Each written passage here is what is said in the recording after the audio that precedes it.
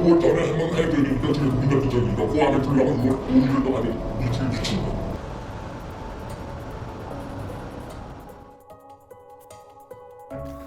저수가 및 이벤트 치과에 대한 문제가 치과계를 넘어 사회 문제화되고 있는 가운데 저수가 마케팅을 활발하게 펼쳐온 강남의 모 치과가 폐업하는 등 결국 우려했던 상황이 발생했습니다.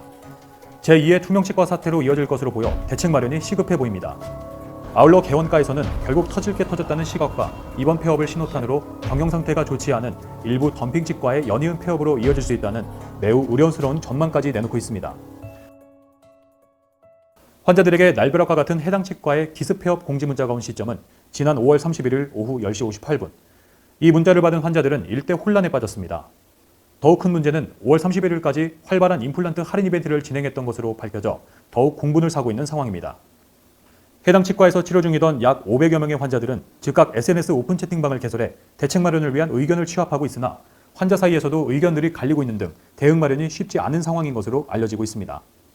그나마 해당 치과 관계자와 연계해 환자들이 진료 기록부를 순차적으로 전달받고 있는 것으로 파악되고 있으며 이와는 별도로 일부 환자들은 해당 원장을 사기죄 혐의로 강남경찰서에 고소하고 나섰습니다.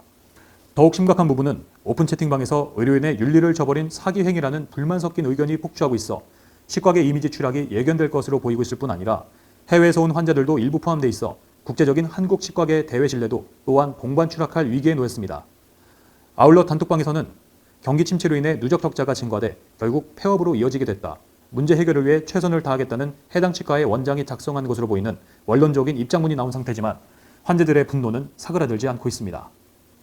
뿐만 아니라 이번 사태에 책임을 두고 해당 치과는 치과를 인수받은 전 치과 대표와 의견이 갈리고 있어 수사가 진행되고 있는 것으로 확인됐습니다.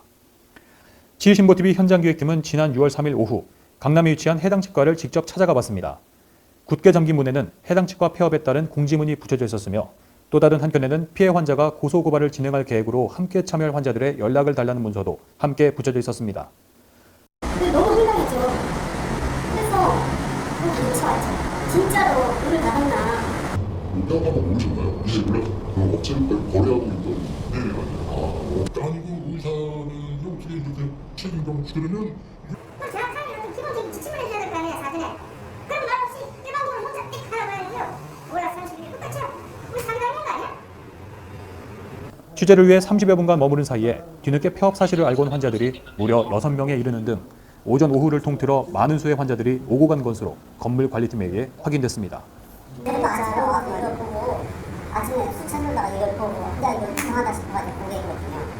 어제도 안 했고 원래는 2주일에 저기를 하거든요. 외국인들이나 직장 다니시는 술을 못 하니까. 대부분 노년층으로 해당 치과에 대한 불만을 토로하기도 하며 앞으로 어떻게 해야 하냐는 질문을 현장 기획팀에 하는 등 충격에서 벗어나지 못하는 모습이 자주 연출됐습니다. 모습에 싸게하려고 그러시죠.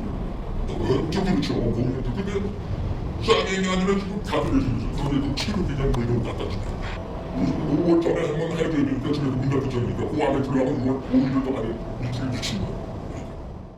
한편 개원가에서는 이번 폐업 사태가 시간의 문제이지 결국 터지고야마는 시한폭탄과 같다는 의견과 함께 강남을 중심으로 한 일부 저수가 마케팅을 지속적으로 진행하고 있는 치과들의 경영 상태가 매우 좋지 않아 연이은 폐업과 심하면 치과발 의료 대란으로 이어질 수 있다는 우려의 목소리도 나오고 있습니다.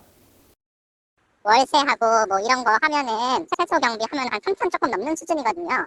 직원들 월급 어쩌고저쩌고 따져도 그 병원 규모상 1억이 조금 넘는 수준이어야 되는데 치과 같은 경우에 경비가 2억 정도 됐었대요. 왜 2억이 됐는지 생각을 해보면 임플란트를 거의 원가에 가깝게 심다 보니까 매출이 1.2억이나 했대요. 한 달에 8천만 원을 손해봤다고 그러더라고요.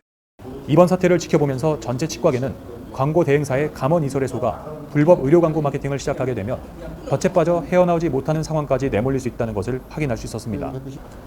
치과계의 자정 노력에도 불구하고 여전히 불법 마케팅을 하고 있는 일부 치과들에게 이번 사태가 경종을 울리는 계기가 될 것이라는 분석과 함께 대국민 이미지 하락 및 피해 환자 구제 등 대책 마련에 고심을 거듭하고 있습니다. 치신보TV 현장 기획팀이었습니다.